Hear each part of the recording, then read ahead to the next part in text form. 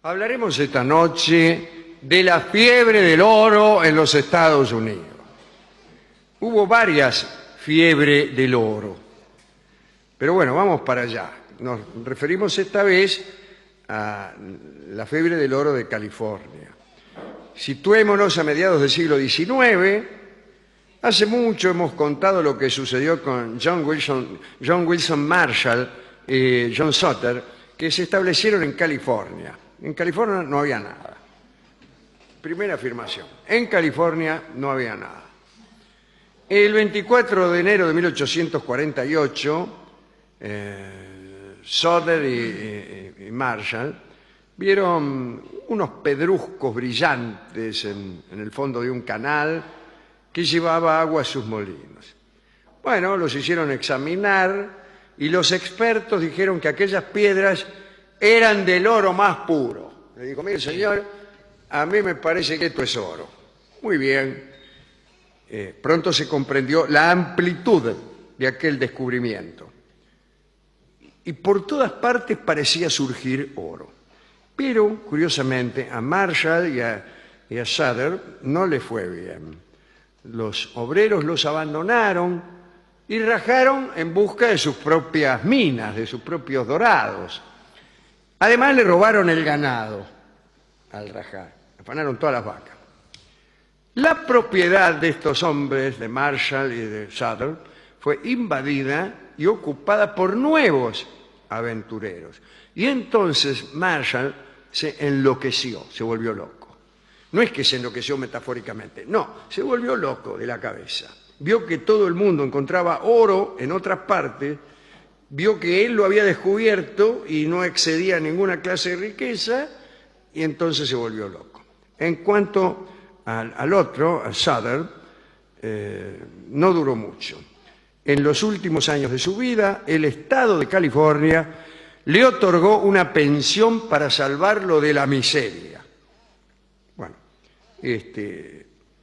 la noticia del descubrimiento del oro llegó al este, muchos fueron escépticos, pero algunos hechos vinieron a certificar que el oro era verdadero y abundante. El Jornal de Comercio de New York publicó una carta que daba precisiones al respecto. Pero bueno, como quiera que sea, faltaba la confirmación oficial, pero llegó también la confirmación. De California habían partido 2 informes detallados que iban dirigidos por el gobernador al Departamento de Guerra, acompañados por una caja llena de pepitas de oro y un poco de polvo de oro. Muy bien, el gobierno de Washington se había mantenido hasta entonces en una prudente reserva. Claro, la certificación de milagros exigía cierta reflexión. Eso había dicho el presidente James Polk. Pero luego de ver los informes y de ver el oro, el presidente comunicó oficialmente la noticia al Congreso. Muchachos, hay oro. Y se armó. Los más entusiastas partieron al instante. Ahora bien, era muy difícil atravesar el continente en aquellos tiempos. Había 2 rutas marítimas, por empezar. Una por América Central, que podía ser atravesando México, Nicaragua o, mejor todavía, el Istmo de Panamá. Algunos también lo hacían yendo hasta el Cabo de Hornos. Pero bueno, tardaban un año desde Nueva York hasta San Francisco. Ese era el asunto, ¿no? Nueva York, San Francisco. La ventaja era que no tenían que cambiar de barco. El trayecto por América Central, que era más breve, implicaba serios peligros porque uno se podía contagiar la fiebre amarilla, el cólera, qué sé yo, etc. El caso es que algunas semanas después de que el presidente admitió que había oro, ya no había ningún lugar en ningún navío de la costa atlántica. Pronto los conquistadores del oro tuvieron que viajar en barcos increíblemente amontonados. Era prácticamente imposible hacer el menor movimiento. La densidad era tal que solo podían mantenerse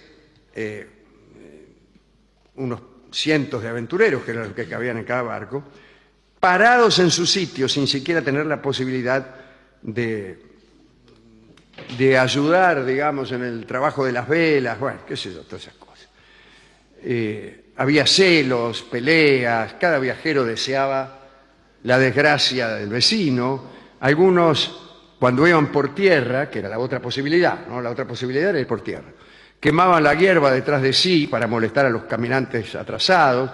Otros utilizaban como auxiliares a mujeres notablemente seductoras, atraían a sus enemigos hasta algún sitio y luego del amor eran despojados de mapas o herramientas, en fin.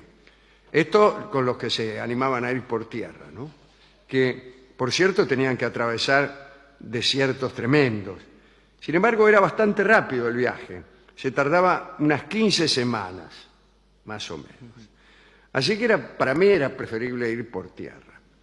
Cuenta Mark Twain que los huracanes y tornados eran muy frecuentes. Él dice que una vez vio un burro a 100 pies del suelo rugiendo de terror. Pero bueno, era Mark Twain. Había sitios donde vivían algunas personas que no eran muy recomendables. Ahí estaban los mormones, dirigidos por Brigham Young, que, como no podían embriagarse, mejor dicho, sí podían embriagarse. Acá dice la embriaguez del oro, mirá vos, ¿no? Claro, qué manera de escribir. Como su jefe les impedía, dice, entregarse a la embriaguez del oro. Digamos que sus preceptos no les permitían participar de aquella fiebre, entonces resolvían aprovecharse de otra manera. Y les hacían pagar a los viajeros muy caros los víveres que les vendían, o las informaciones, y exigían peaje para pasar cada vado, por ejemplo. Había incluso un tráfico que le fue especialmente fructífero, y que era lo siguiente: los mormones cambiaban un animal en buen estado por 3 cansados. Entonces, ponían a los cansados a pastar y una vez que los recuperaban, los cedían de nuevo siguiendo la misma proporción de 1 a 3. Los viajeros aceptaban aquellos abusos sin protestar demasiado. No solamente se presentaban a estas aventuras los norteamericanos, también había chinos, franceses, españoles, había incluso 18 vascos que se fueron a caballo desde la Argentina, parece, ¿no? Es que tardaron 1 año y medio para llegar a California. ¿Cuánto se tarda en ir desde la Argentina a California a caballo? Respuesta: 1 año y medio. Muchos eran franceses, había unos 25.000 franceses, porque parece que las noticias de California habían suscitado un enorme interés en París. Se estima que en California había en 1850 una mujer cada 20 hombres. Y eso lo aprovechaban algunas muchachas, ¿no? Había una llamada Claire Permot, que se arriesgó a atravesar un lugar de búsqueda de oro en un coche bastante lujoso. Y 3.000 mineros pagaron $1 cada uno para que ella levantara las cortinas de su coche y pudieran verla. Estaban desesperados los tipos, incluso por ver a una mujer. Por ejemplo, llegó un marido que había llevado a su esposa y la llegada de esta mujer determinó una efervescencia inverosímil. Había un hombre llamado Jonathan Pike, que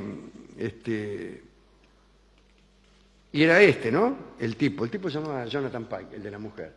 Y entonces rodearon la carpa y le dijeron respetuosamente, ¿no? Mire, ¿aceptaría mostrarnos a su esposa? Porque no recordamos siquiera a qué se parecen las mujeres. Y Pike debió aceptar que la dama fuera expuesta como si fuera un animal de feria. Bueno, igualmente llegaron a California muy pronto cientos de prostitutas. La llegada de los barcos de prostitutas, llegaban en barcos los prostitutas, era seguida de cerca por los especialistas. Incluso enviaban a los capitanes señales en Morse, preguntaban si había mujeres a bordo. Llegaban a San Francisco. No en San Francisco había oro, pero llegabas a San Francisco y después de ahí iban a los lugares. Con señales en alfabeto Morse preguntaban si había mujeres a bordo y en caso afirmativo tomaban precauciones, pues se armaba mucho lío. Algunos aventureros se hicieron ricos, otros no, tuvieron que irse a Montana o a probar suerte en Nevada, donde había minas de plata. La dispersión comenzó cuando el gobierno tuvo la idea de monopolizar la explotación del oro que se había descubierto. Mirá a los norteamericanos, qué sonsos que son. Es una mala noticia para los aventureros, ¿no? Digamos, para terminar, que en San Francisco progresó muchísimo gracias a esto. Se hicieron ahí trabajos de vialidad, llegó el ferrocarril.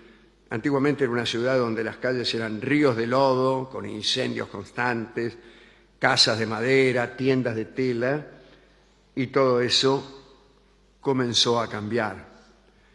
Aparecieron los bomberos, los hoteles, los teatros, las tabernas, los asesinatos, el póker, los desfiles, la fábrica de whisky, los discursos políticos. Vamos, el progreso, ¿no? Y así terminó la fiebre del oro. Tuvimos que irnos a Nevada a buscar plata, a buscar minas de plata en Nevada. Me pregunto a quién dedicar esta charla, esta reseña. A Mark Twain, que veía burros rugir a 100 pies de altura. A las pocas mujeres que había, ¿no? Y a los pobres Marshall y Sutter, que fueron los descubridores, los que descubrieron el oro y al final terminaron sin nada, ¿no? Bueno, fuimos a la discoteca a buscar tangos sobre la fiebre del oro y no había, no había ninguna. No hay. No. Pero, sin embargo, vamos a escuchar que fue compuesto en homenaje a los descubridores del oro. Se llama El hombre del brazo de oro. Usted me dirá que este tema no tiene nada que ver con la fiebre del oro. No tiene nada que ver con la fiebre del oro.